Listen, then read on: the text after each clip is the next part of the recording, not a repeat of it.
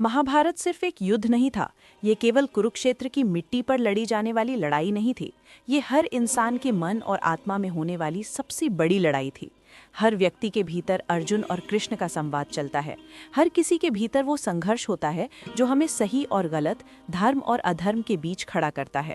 सोचिए, जब अर्जुन ने अपने कुल धर्म, अपने परिवार और अपने कर्तव्य को लेकर शंका की, तब केवल बाहरी युद्ध की बात नहीं थी। उसके भीतर एक गहरा द्वंद्व चल रहा था। ये वही पल है जब हमारे जीवन में डर, संदेह और आत्मसंदेह अपने दांत दिखाते हैं। हम भी कई बार यही महसूस करते हैं, क्या सही है, क्या गलत है, क्या करना चाहिए और क्या नहीं। अर्जुन के मन में जो लड़ाई हुई, वही लड़ाई आज भी हर इंसान के भीतर होती है। जीवन में चुनौतियां आती हैं, कभी अपने काम या नौकरी को लेकर, कभी रिश्तों में, कभी अपने फैसलों को लेकर। हम डरते हैं, हम पीछे हटना चाहते हैं, लेकिन यही समय होता है जब हमें अपने भीतर की आवाज़ सुननी होती है। कृष्ण अर्जुन को यही समझाते हैं कि कर्तव्य से भागना समाधान नहीं है, अपने धर्म का पालन करना ही सबसे बड़ा साहस है। महाभारत हमें ये भी सिखाती है कि जीत और हार केवल बाहरी युद्ध में नहीं मापी जाती। असली विजय तो अपने भीतर की लड़ाइयाँ जीतने वाले की होती है।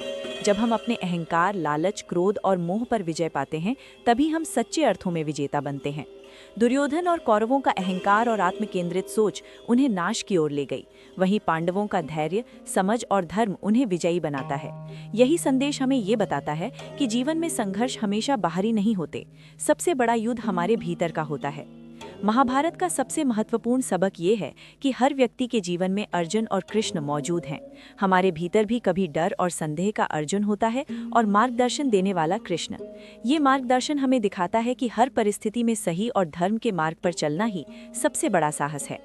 कभी कभी हमें लगता है कि दुनिया हमारे खिलाफ है और हम अकेले हैं, लेकिन याद रखिए, आपकी अंतरात्मा, आपका भीतर का ज्ञान और आपका धर्म हमेशा आपके साथ हैं।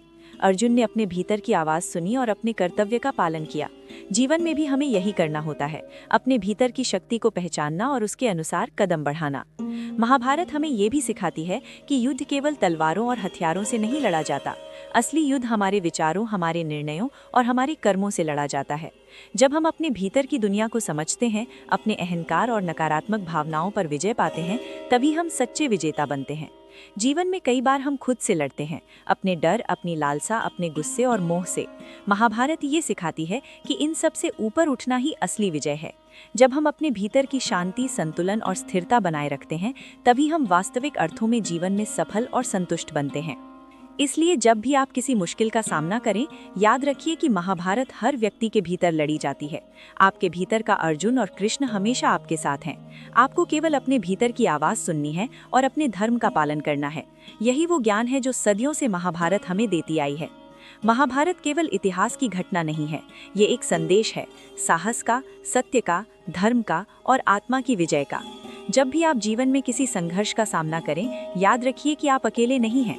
आप अपने भीतर के अर्जुन और कृष्ण के साथ हैं। यही ज्ञान आपको हर संघर्ष में विजय दिलाएगा। याद रखिए, असली युद्ध बाहरी नहीं, हमारे भीतर होता है, और असली विजेता वही है जो अपने भीतर की दुनिया को जीतता है।